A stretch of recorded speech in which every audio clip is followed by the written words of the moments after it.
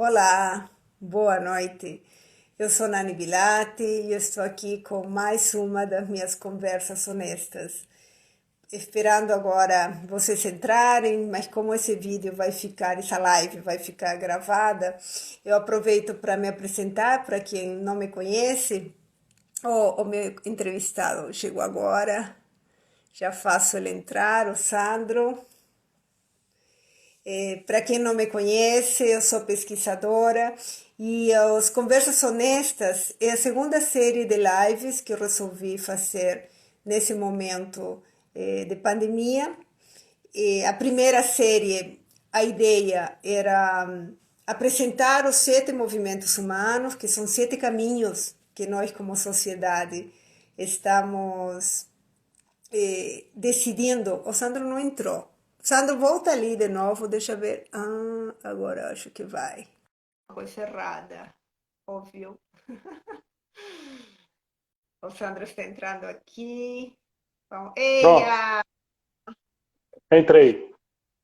Deixa eu pôr mais para cima, que pelo jeito cortou aqui. Eu acho que fiz alguma coisa errada, Deixa não te eu, fiz entrar. deixa eu organizar aqui. Organizar, é isso aí. Tudo bem, querido? Pronto, tudo ótimo, tudo beleza. Então tá, só deixa eu acompanhar aqui melhor, só um pouquinho. Pronto. Então, eu estou aproveitando que as pessoas estão entrando aqui. A primeira série de lives, como estava explicando, ela apresenta os 7 movimentos humanos, que são os caminhos que eu estudo, que a sociedade escolheu para se reorganizar.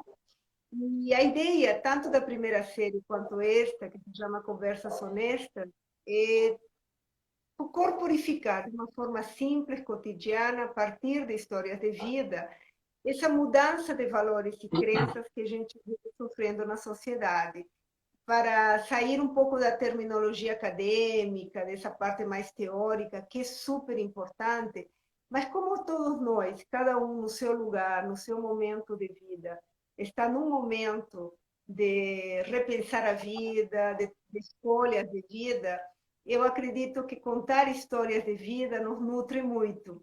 E por isso que eu pensei no Sandro. O Sandro, meu querido amigo, eu conheço ele há um bom tempo, não lembro quanto, acho que uns 20 anos, sei lá. É, Nós encontramos no Boticário, ele era responsável pela comunicação institucional da empresa e eu era fornecedora de pesquisa, ajudando o Boticário nessa parte de relacionamentos, de valores do consumidor, da marca, do relacionamento com os franqueados. E a gente sempre manteve um contato. Eu vim para São Paulo, ele saiu do Boticário, passou por outras organizações. De repente, um belo dia, eu estava indo para o Canadá por causa de um congresso e eu soube que o Sandro estava lá. E eu não sabia que ele estava, e muito menos que ele tinha deixado a empresa onde ele era o diretor-geral, né, coordenava toda a empresa na área de comunicação. Por isso, Sandro, meu querido, me conte, o que fez você ir para o frio do Canadá? bom, o Canadá surgiu como uma. Bom, primeiro, obrigado pelo convite de estar aqui com você nessa conversa, nesse bate-papo. Somos amigos há muito tempo, acho que não chega a 20 anos, mas está quase, se não for 20, está muito perto. É, e muito bom poder trocar essas experiências com vocês aqui. E o Canadá surgiu como uma oportunidade de um sabático, na verdade. Estava trabalhando em São Paulo nessa época, já há quase 2 anos num banco, quando tive a oportunidade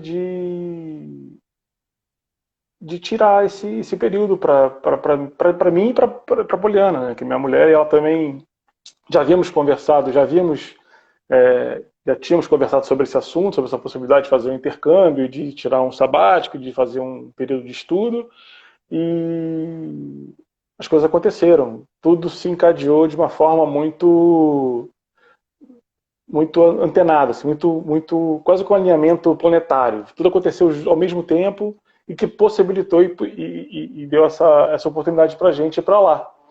E foi bom, foram quase 7 meses em Toronto, uma experiência muito bacana. enriquecedora, e ali as coisas começaram a fluir de uma forma diferente. Eu comecei a entender de uma maneira muito clara que a vida é hoje, né?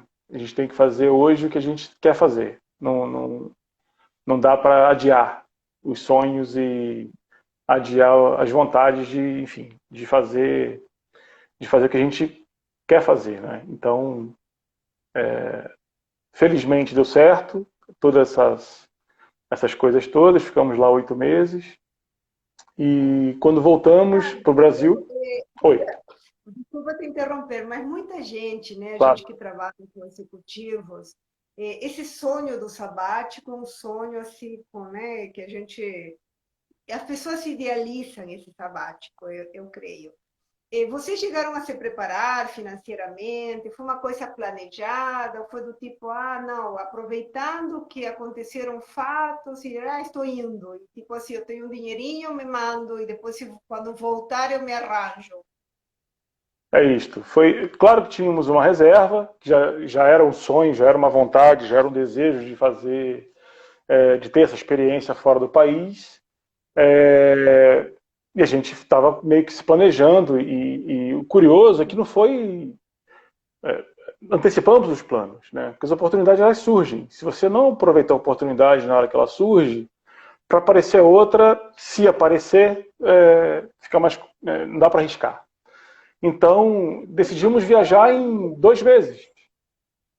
Então, mas Desculpe. vocês foram maduros, né? Eu acho isso interessante no caso de vocês, né? Ou seja, vocês se Sim. arriscaram, já sendo maduros, e aí a E oportunidade amigos, surgiu e foram.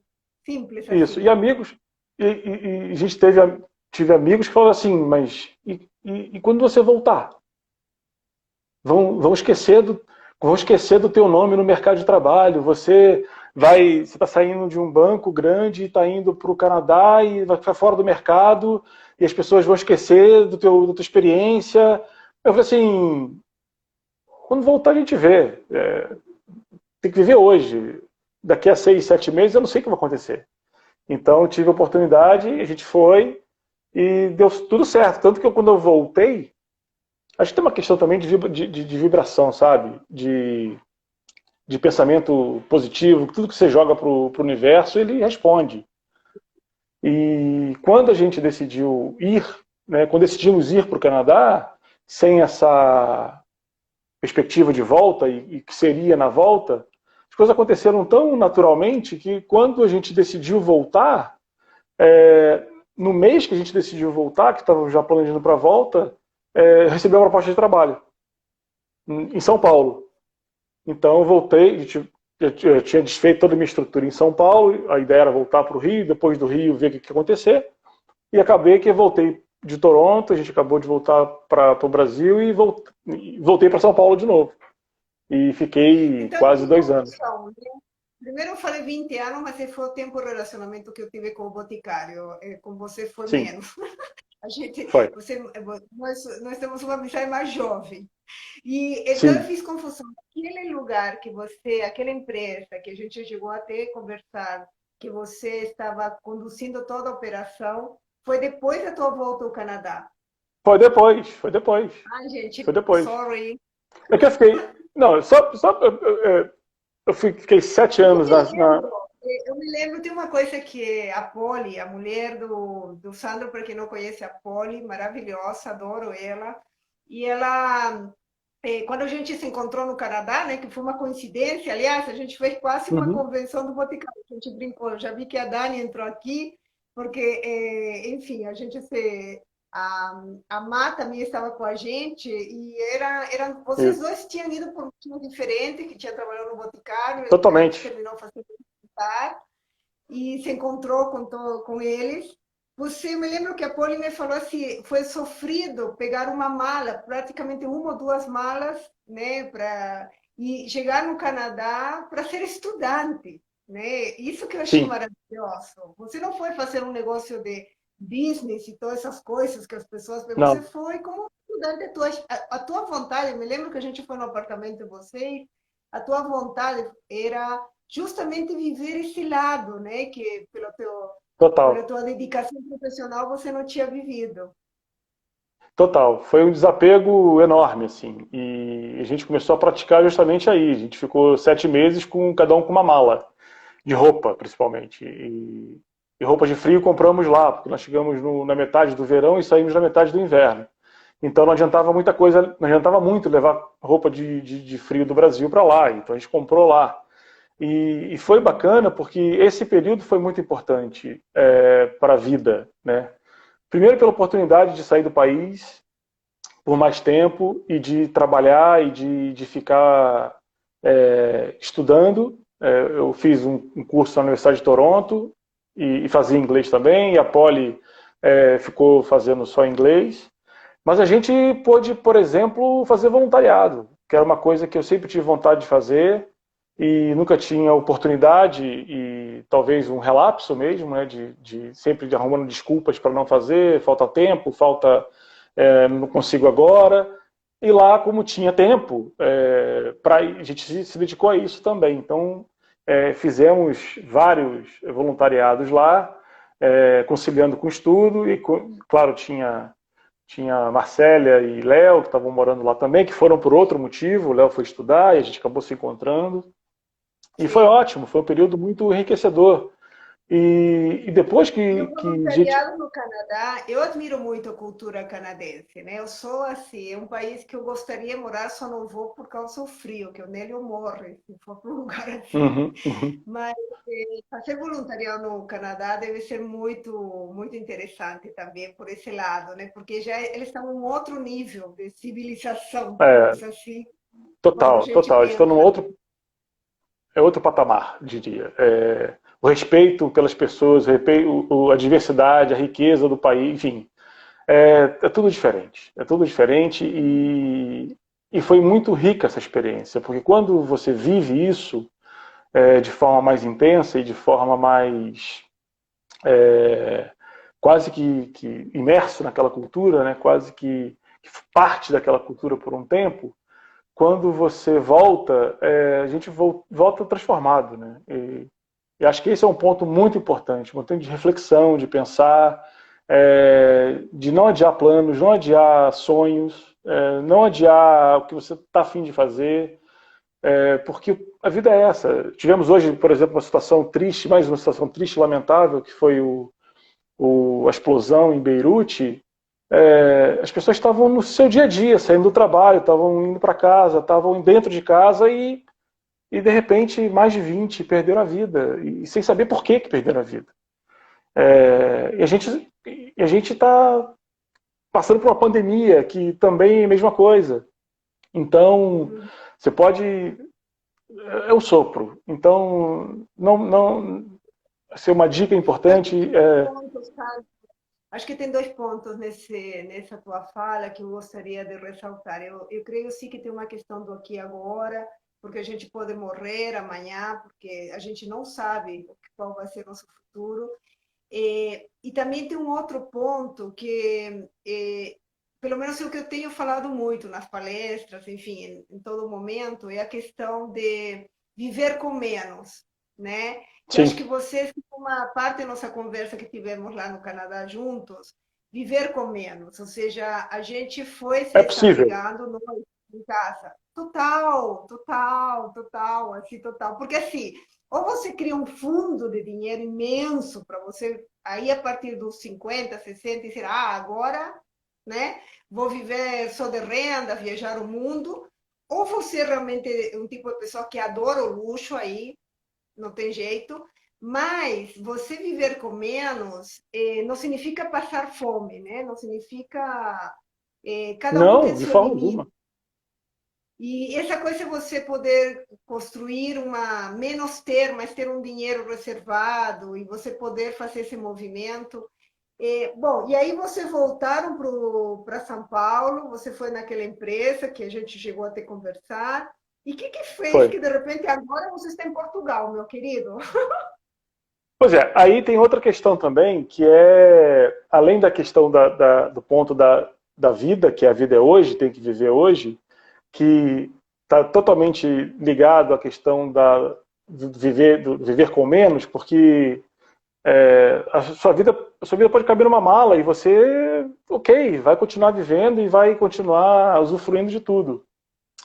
Tem a questão também profissional, porque você acaba chegando no limite, num ponto que você passa a refletir sobre muitas coisas, inclusive o teu papel, o teu propósito dentro do mercado de trabalho. Exatamente. Não que esteja ruim, não que seja. É, não estou criticando quem se sujeita a trabalhar e ganhar um bom salário, ok, não é pecado nenhum isso. Mas eu estava chegando num ponto que falou assim, é isso que eu quero para minha vida? É isso que eu quero continuar fazendo? É, e aí foi muito importante esse período no Canadá, porque eu pude ver a vida de uma outra perspectiva. Né? Essa do viver com menos, de viver numa outra cultura, de ser um estrangeiro, num país que preza e valoriza a diversidade, mas é outra história. Então, quando a gente volta para São Paulo, e, e foi uma experiência muito boa na agência, foi uma experiência riquíssima. Depois de um ano e meio, surge uma outra oportunidade de sair e vir para Portugal. E também viemos para cá sem saber muito bem o que fazer. Vamos e lá a gente vê.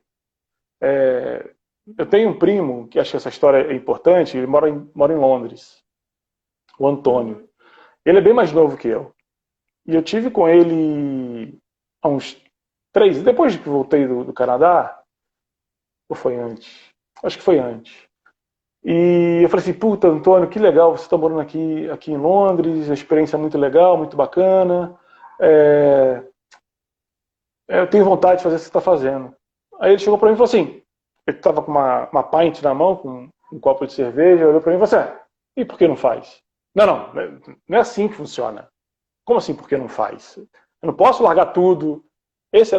Antes de ir para o Canadá, esse era o pensamento.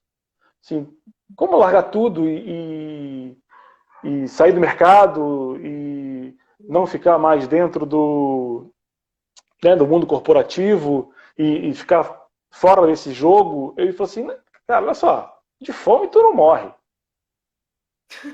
Bota tudo numa mala e vem, cara, e sai, vai fazer o que você está afim de fazer. Aí eu olhei aquele moleque abusado, assim, esse moleque é abusado, cara. Como é que ele fala isso assim? Ele fala isso porque é mole. Aí depois eu comecei a pensar assim, não é mole. Ele também teve que abrir mão. Ele também mudou. Ele foi pra lá, ele só levou um violão, porque ele gostava de tocar violão e foi, enfim. Ele foi, e assim foi. E aquilo me marcou muito. Eu tive a oportunidade de falar isso com ele depois, eu estive em Londres ano passado, ou esse ano. Não, esse ano. Esse ano E eu a falei gente isso, se encontrou. quase se encontrou. Eu falei com ele assim, porra, Antônio, tu é responsável por isso tudo que eu tô vivendo, cara. Você que sou nada, você que é e tal.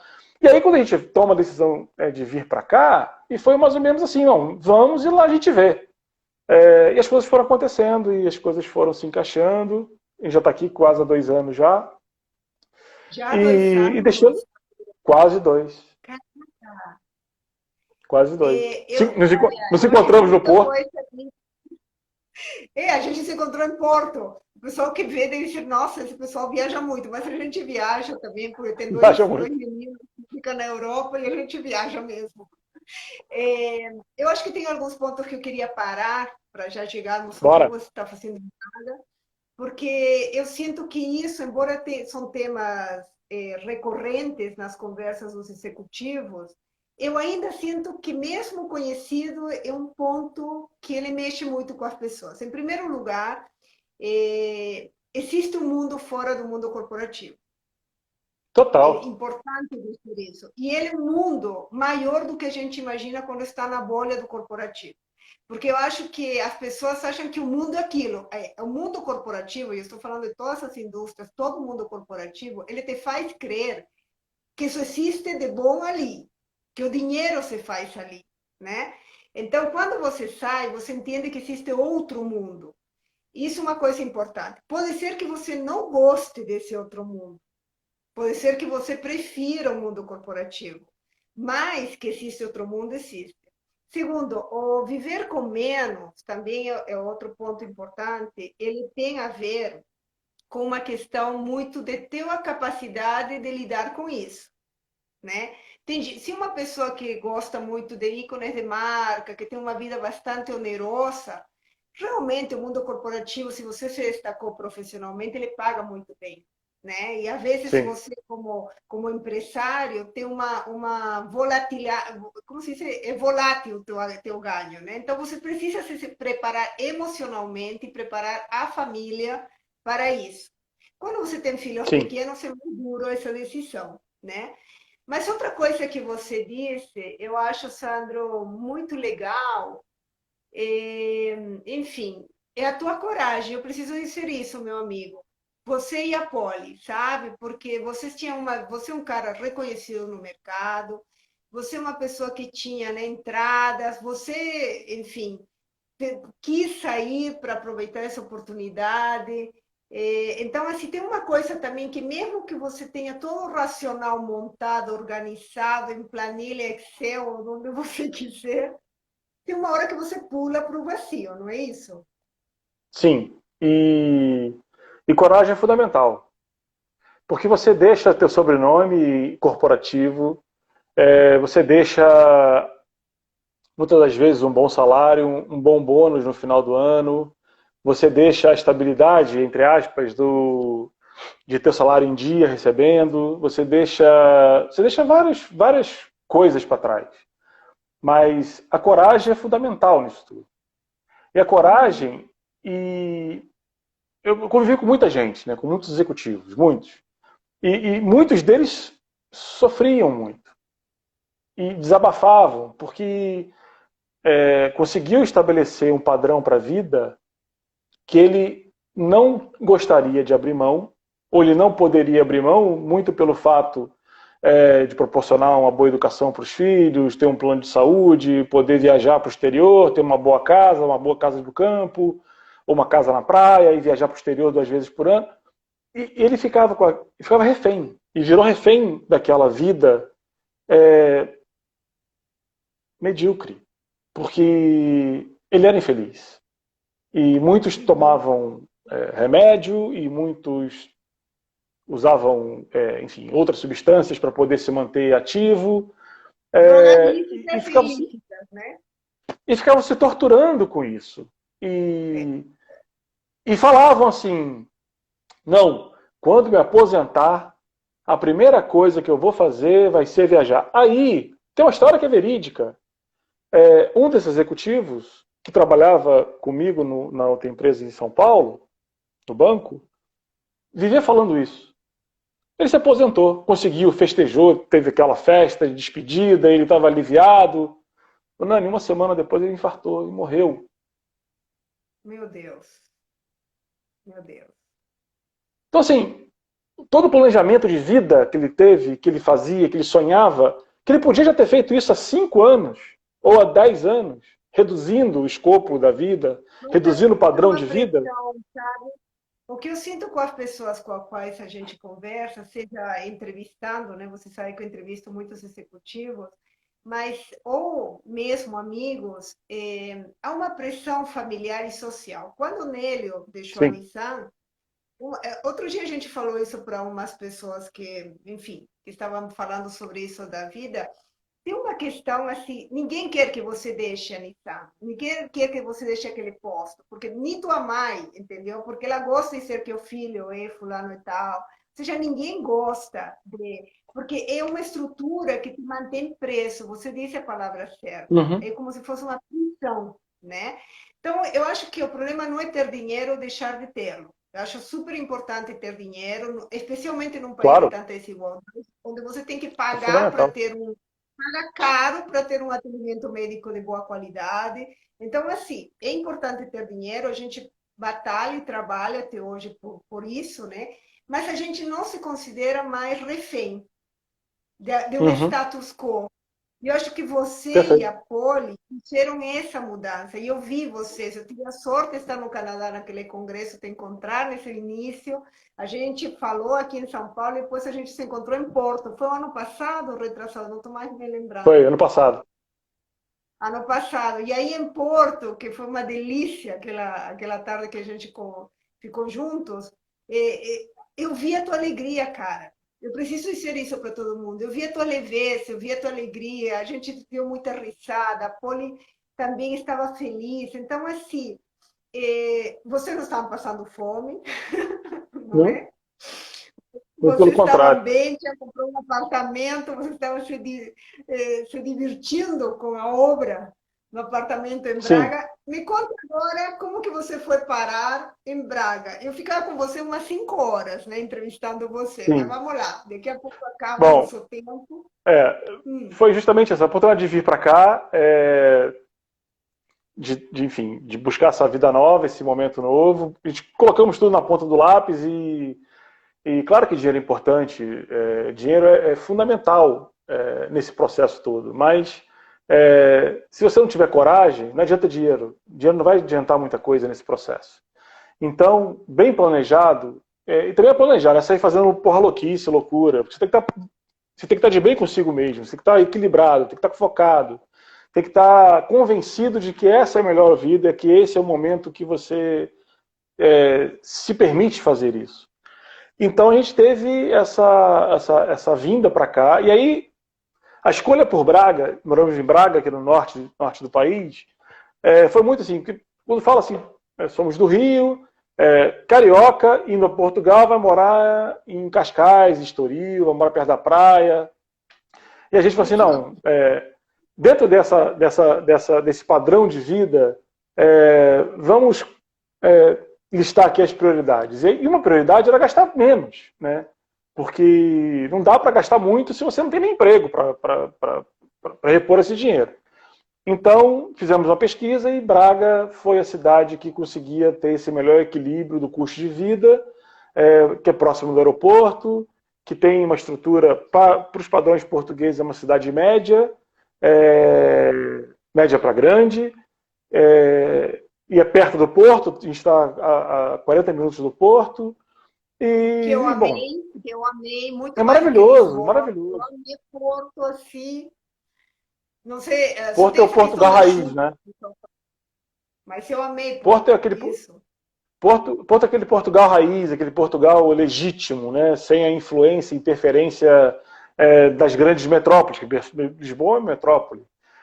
Porto é uma cidade grande, mas tem ainda aquele ar, sabe, aquela essência ainda portuguesa e que você Eu anda pelas senti uma ruas. coisa, eu achei Porto muito mais disruptiva, né? Muito mais Sim, disruptiva do que Lisboa. Lisboa é mais social, assim. Agora, Porto, é, eu via as obras de arte, eu via vitrines, inclusive, né, os estilistas, que são super diferentes, estão todos em Porto. Amei essa cidade. E aí vocês, ou seja, vocês escolheram Braga, aí sim foi um planejamento racional. sim. Foi porque a gente precisava gastar pouco. Viver no Porto é uma delícia, só que custa caro. E na relação custo-benefício, morar em Braga, para os padrões brasileiros, é como, que vive em São Paulo, é como se você morasse na Vila Madalena e tivesse que ir para o centro.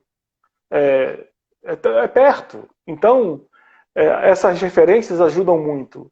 Nossa, são 40 minutos. A gente chegava falando aqui, não, vai ter que andar 40 minutos. Nossa, mas é muito longe. Não é longe. 40 minutos eu gastava para andar 10 quilômetros em São Paulo. Então, Uhum. a referência foi essa. E Braga foi ótimo, porque é uma cidade que acolhe bem as pessoas e tem aquela ainda essência muito grande de Portugal. Se Porto tem esse ar disruptivo, Braga tem um ar do crescimento, do novo. Então é uma cidade que está crescendo muito e muito rápido. E isso, surfar essa onda para a gente também foi importante. Então a ideia era ficar aqui um tempo e daqui pensar do que ia ser feito.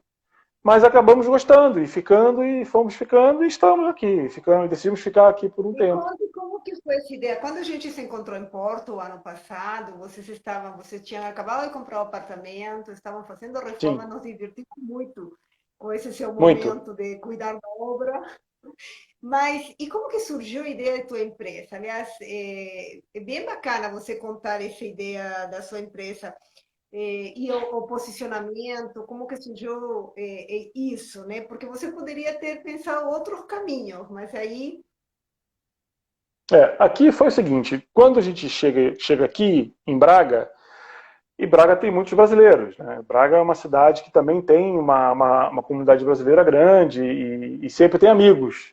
A Poliana tinha amigos aqui, eu também tinha amigos aqui, e, e sem perspectiva, né? Sem ainda pensando no que ia fazer, a cabeça a mil, com várias ideias, tive a felicidade de encontrar e reencontrar aqui em Braga a Isabel Clemente, que é uma jornalista do Não, Rio, eu não perdi a a Isabel conexão. Clemente, Ah, tá, Isabel Clemente. que é Uhum. uma jornalista do Rio, trabalhou muito tempo, enfim, na Folha de São Paulo, na época, e ela estava morando aqui em Braga.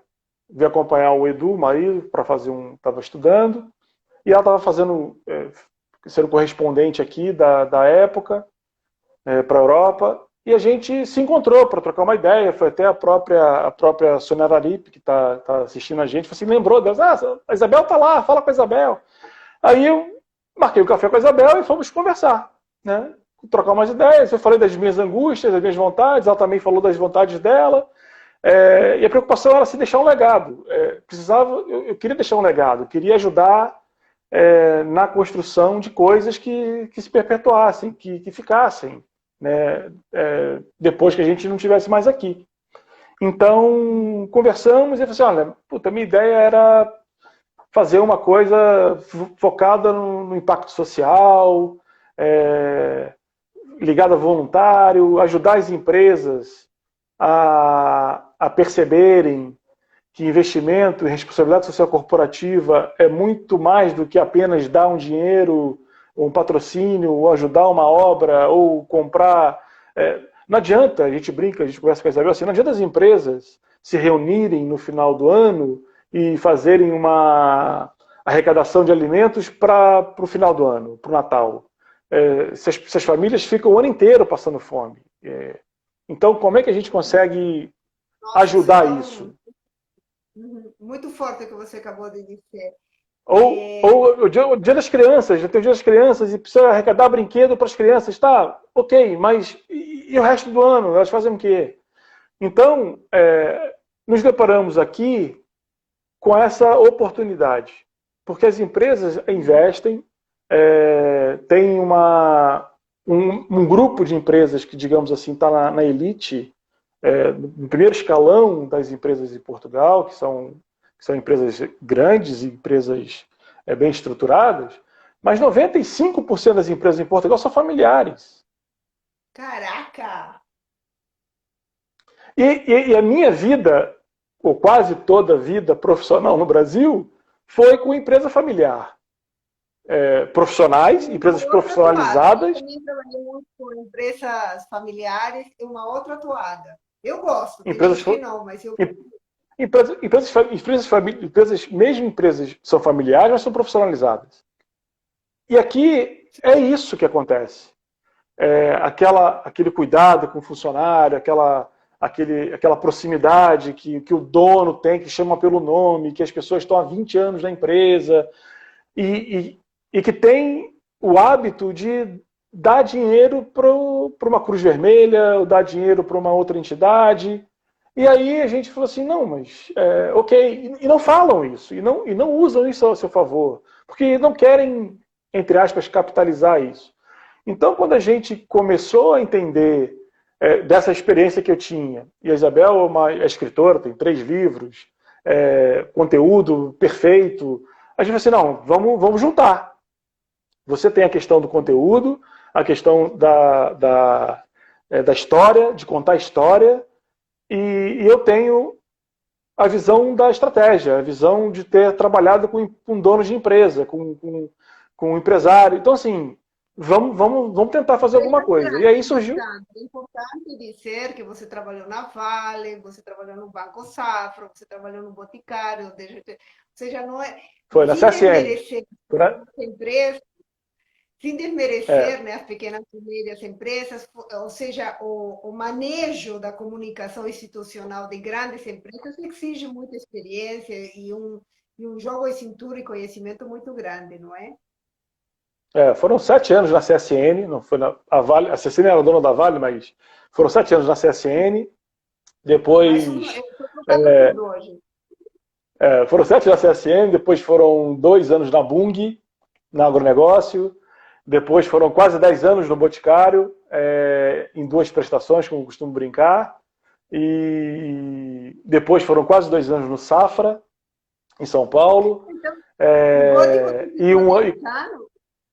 No Bote você em ficou duas 10 anos? prestações, em duas Então parcelas.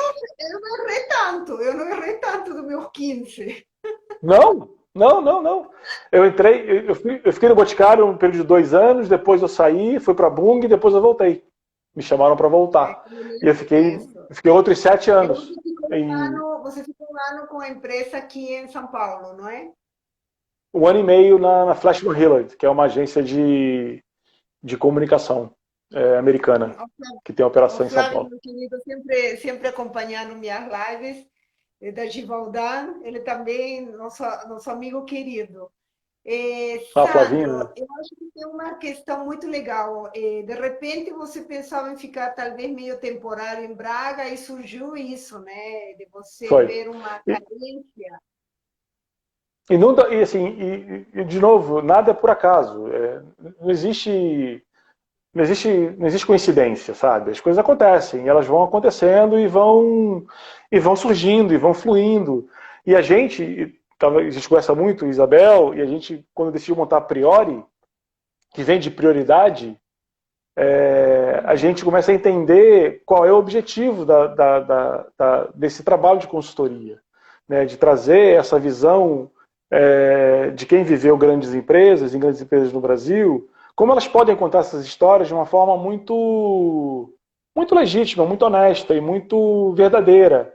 Porque também não dá para fazer e dar o dinheiro e não falar nada, ou só dar o dinheiro e não fazer nada. Não dá para não envolver os colaboradores hoje em dia. Então, a missão é incrível assim que a gente está fazendo, é uma coisa muito bacana. E nesse processo todo, a primeira coisa que a gente tentou fazer aqui, porque a gente não conhecia as empresas, a gente não conhecia o mercado, tinha só um sonho e um desejo. E a gente voltamos a ser voluntários. Fizemos voluntariado. E ajudamos na estruturação da comunicação da Cruz Vermelha, aqui em Braga. Num projeto que eles tinham, e trabalhamos junto com a Cruz Vermelha e com a Juventude Cruz Vermelha, que é ótimo, uma juventude, uma garotada ótima. Então a gente começa a participar desse mundo todo. E a gente começa a entender como funcionam as coisas e como funciona esse universo, que é diferente do que a gente vivia no Brasil. E isso também, no paralelo, a gente acabou fazendo um trabalho também de conquista. Estamos sendo acelerados pelo Human Power Hub, que é o Centro de Inovação Social de Braga.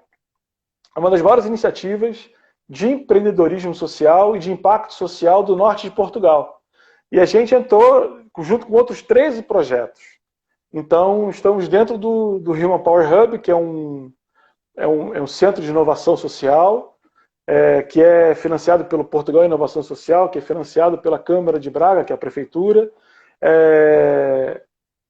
E a gente está lá dentro, participando dos projetos sociais de Braga, com outros 12 projetos, ajudando os projetos a se apresentarem.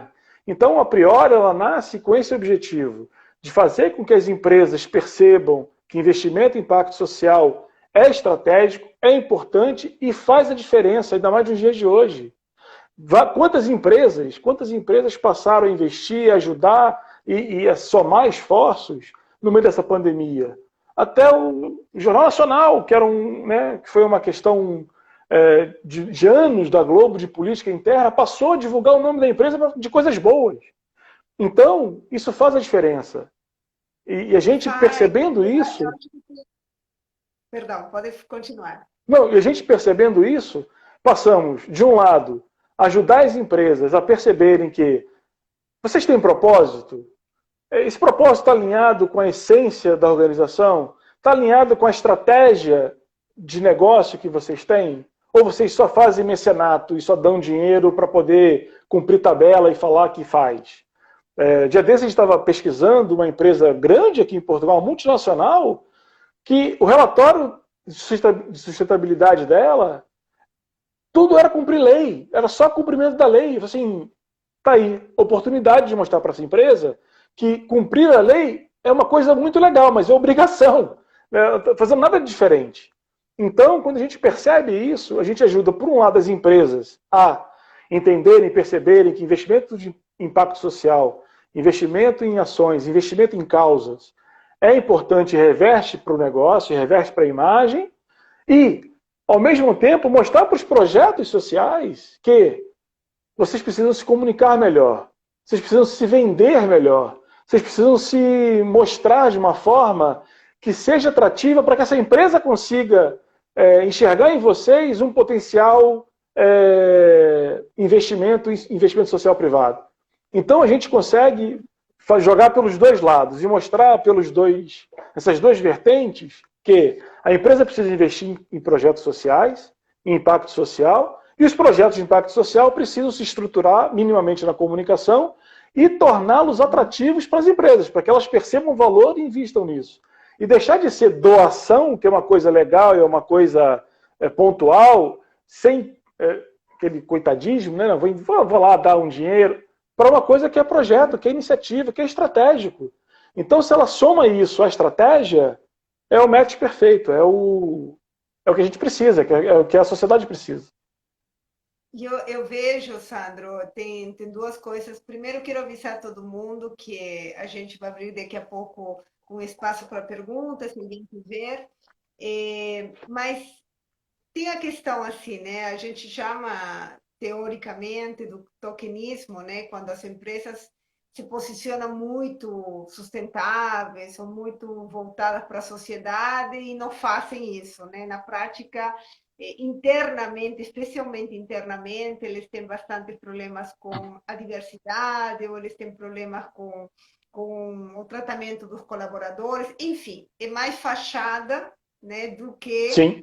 uma realidade. Então, eu acho que no teu caso, você teve empresas que já faziam isso por colaborar pela comunidade, por serem empresários de empresas familiares que deviam ter um elo grande com Portugal e com tudo. Você está mostrando o valor disso em termos de posicionamento de marca vital, e as pesquisas internacionais mostram isso, nestes momentos de pandemia, né?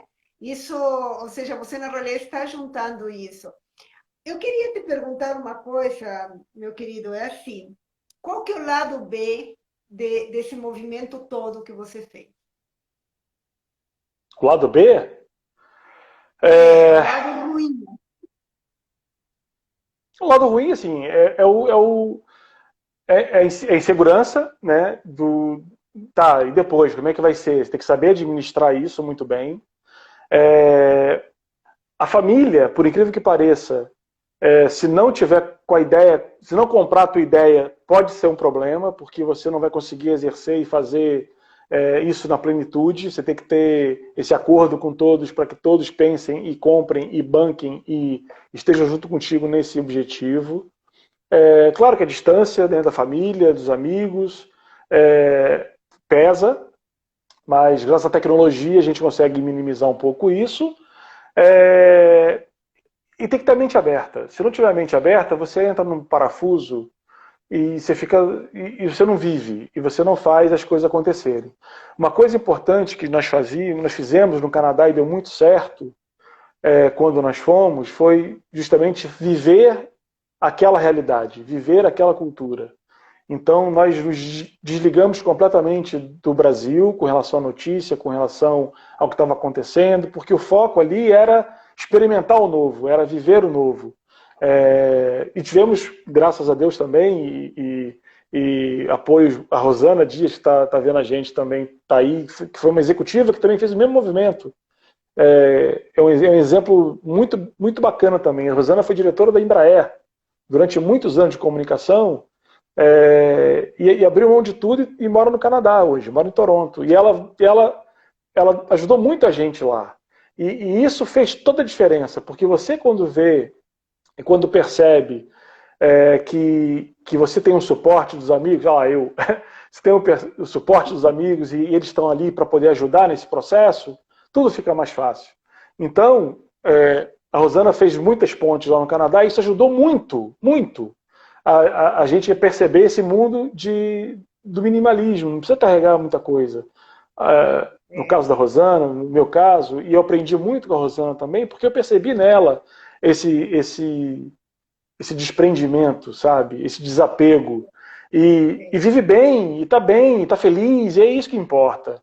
É fazer coisas que nos dão prazer e sermos felizes por isso. E eu acho importante também dizer que as pessoas que são muito apegadas a questões de luxo, de posicionamento de status social, tudo bem também, né? Porque não adianta Tudo fazer bem. esse movimento, ou pretender fazer esse movimento, porque tem um preço que eu senti no caso quando o Nélio fez a transição também de carreira, que as pessoas, tem um grupo de pessoas em tua volta que se afasta, né? Quando você Sim. não é fulano tal, com aquele sobrenome corporativo, você não ocupa aquele cargo, você não tem aquele carro, então tem um E que bom! afastamento.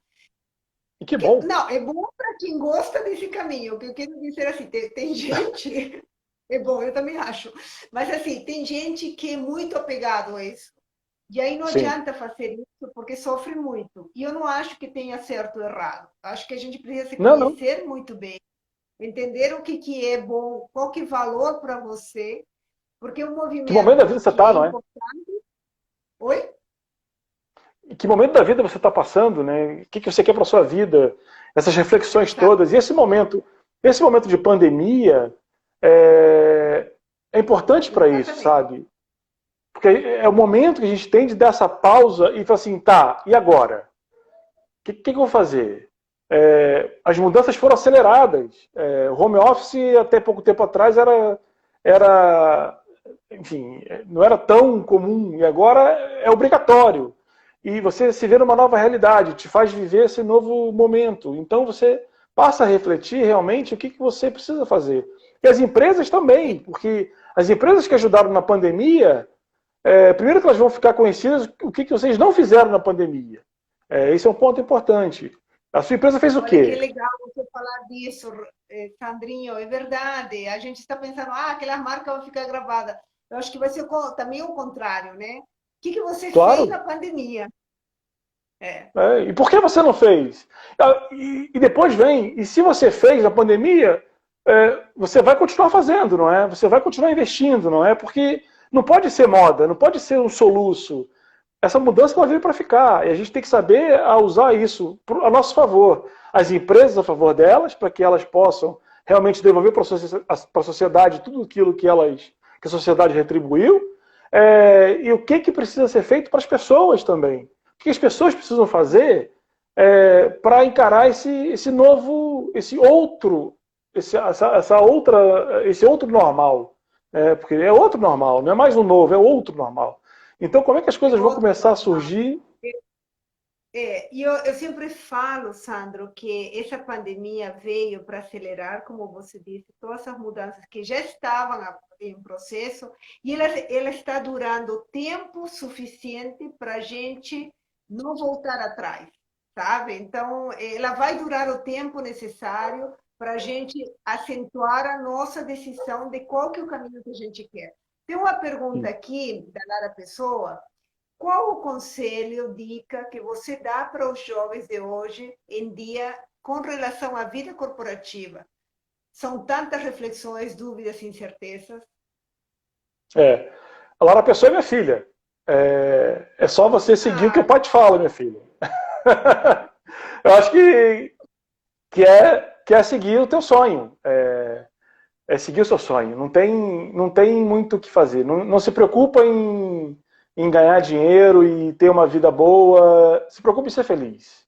Porque se você for fazer o que você gosta e você vai sentir prazer naquilo e você está realizada profissionalmente, o resto é consequência.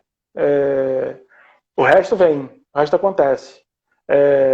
Eu posso falar aqui, quando eu decidi fazer jornalismo, por exemplo, meu pai queria que eu fizesse engenharia. porque a engenharia ia me dar segurança, a engenharia ia fazer com que eu pudesse ter um futuro profissional e ter recurso e salário e aquela coisa toda. E eu fiz engenharia, o início da engenharia. E eu vi que aquilo não tinha nada, absolutamente nada a ver comigo, aquilo. E eu, sim, tá bom, legal, ele quer que eu faça? Beleza. Eu tranquei a matrícula sem ele saber e fiz comunicação, fiz jornalismo. E quando eu estava quase me formando na faculdade de jornalismo, foi que ele descobriu que eu estava fazendo engenharia mais. E foi um caos, e foi sério, foi um problema seríssimo, porque ele queria que eu vivesse o sonho dele, a vontade dele. Só que a vida é minha, então não dá, não casa. Então eu decidi fazer o que eu gostava de fazer, que era jornalismo, e fui para comunicação e não saí mais. Eu acho que tem, a gente falou de propósito, a gente falou de maturidade na chamada, tem uma outra pergunta, mas antes de falar sobre essa pergunta, ler, eu creio que o propósito, acho que acho não, estou convencida que nós temos fases de vida e que, em função disso, a gente tem propósitos diferentes de acordo à fase, né? E Perfeito? propósito, para mim, nada mais é do que você assumir quem você é e entregar isso para a humanidade. Então, se você vai fazer uma carreira ou vai procurar um emprego só por causa do salário, e tudo bem se essa é a tua opção, a gente não conhece as histórias de cada um, mas se você começar a pensar naquilo que realmente você é e que você pode contribuir, as coisas fluem. Eu acredito profundamente nisso. Deixa eu ver, tive uma pergunta aqui, deixa eu ver se eu acho a pessoa. Ela era sobre os. Peraí. Dentro de seus projetos, Sandro, qual o Uhum. público-alvo? É a Joverita Almeida de Pai. Dentro do público-alvo, a gente tem um trabalho com as empresas, como eu falei, para ajudar as empresas a entenderem o propósito delas e a missão delas e qual a essência que elas têm, qual a história que ela tem, o DNA da organização e se isso se reflete nas ações de investimento em impacto social que elas realizam.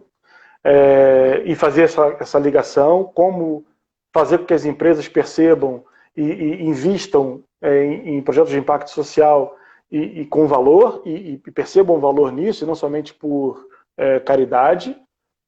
Tem as organizações, como eu falei, que precisam se apresentar melhor e se vender melhor e comunicar melhor os seus projetos para mostrar para a sociedade todo o resultado que elas promovem com as suas iniciativas e fazer com que as empresas percebam isso e que elas também consigam receber e, e ter esse apoio, porque é importante. Não adianta, como eu disse, fazer campanhas de arrecadação de alimentos e de brinquedos e de distribuir álcool gel depois de pandemia. E depois?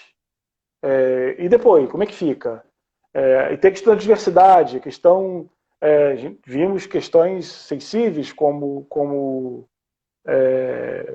o racismo, a violência contra a mulher, tem tanta causa importante, relevante, tem a questão dos incêndios aqui em Portugal, essa época do ano é um período muito crítico de incêndio. E a campanha contra incêndio só surge agora, por exemplo. E o resto do ano, que preparação é feita? Que trabalho preventivo é feito fora da época de incêndio? Não adianta falar só de incêndio na época que tem incêndio. Tem que ser antes. Então, a gente está muito atento a esses movimentos para que a gente possa apresentar para as organizações esse novo modelo, esse novo olhar. Que é importante, sim, fazer os trabalhos sociais, fazer os investimentos que fazem em mecenato, em doação, em caridade, mas o que é sustentável? O que está ligado ao seu projeto, ao seu propósito? O que pode ser feito que tenha uma sustentabilidade maior? Então, a gente está muito nesse caminho, sabe? Nesse caminho. Sandro, a gente está quase encerrando. Ai, que delícia Passa ouvir rápido, né? você. Eu acho que faça rápido. Eu quero dizer para todo mundo que essa live vai ficar gravada lá no meu blog, movimentoshumanosbehavior.com.br/blog. Aí vocês vão poder ouvir e, enfim, ouvir toda a história do Sandro e todo o posicionamento dele. E que na próxima semana eu vou encerrar essas lives de conversas honestas, essa série, com o meu querido Otávio Dias, que foi o primeiro quem abriu a série, mas infelizmente, foi uma semana que o Instagram estava fazendo mudanças na sua plataforma e a gente não conseguiu gravar a live. Então, a gente vai falar a próxima semana novamente com o Otávio, falar de diversidade sexual. Sandro, suas últimas palavras, meu querido, para a gente encerrar antes que caia e eu perca a Não, live. você acho que a vida é hoje, é isso, é planejar, pensar, praticar o desapego, pensar realmente o que te faz feliz. Autoconhecimento é fundamental, porque para quem está perdido, qualquer caminho serve, então você precisa estar muito seguro do que você... e se você não souber o que você quer, pelo menos você saiba o que você não quer para a sua vida. Se você souber o que você não quer para a sua vida, já é grande coisa. Então isso já ajuda muito a Experimentar, né, clarear um meu pouco. querido? Eu Sem acho que medo de ser experimentar, feliz. permitir experimentar. E eu acho que tem uma coisa que a gente não abordou, a gente podia fazer uma live de 3 horas, mas vamos lá. Uma coisa que a gente não abordou, que foi a questão que a gente falou no nosso almoço lá, que é a questão da parceria com a Poliana, né? Ou seja, você também tem um parceiro, Assim, uma parceira, que você pode, porque vocês dois têm que estar comprometidos com a causa sim. do casal. Senão fica difícil, né? Um vai cobrar do outro, se alguma coisa der errado, aí a relação vai para o ralo abaixo, não é? Foi o que eu disse. Todos têm que estar imbuídos do mesmo espírito, todos têm que estar no mesmo foco. Se não tiverem o foco, se tiver alguém insatisfeito, infeliz nesse processo, talvez não seja a hora de fazer um movimento desse tamanho. É importante justamente essa parceria, essa cumplicidade. A Poli é super parceira nisso, topa qualquer parada. E a gente, claro, sem empurrar louquices, a gente planeja tudo, estrutura tudo e vamos embora. O importante é viver o hoje. Amanhã a gente não sabe como é que vai ser, vamos viver agora. Que maravilha, meu querido. Obrigada, viu? Diretamente Braga, meu querido Sandro Isso. Rego. Ali são o quê? É 11 horas? Nem sei que horas são Aqui aí. meia-noite agora. Meia-noite. Então tá, muito obrigada, viu? Beijo, Tá bom, beijo na beijo, Nelly. Poli. Tá bom, outro para vocês aí, abraçando o Obrigada. Nelly. Beijo para Ó, vocês. Dani, querida, saudades de você. Beijo, tchau. Tchau.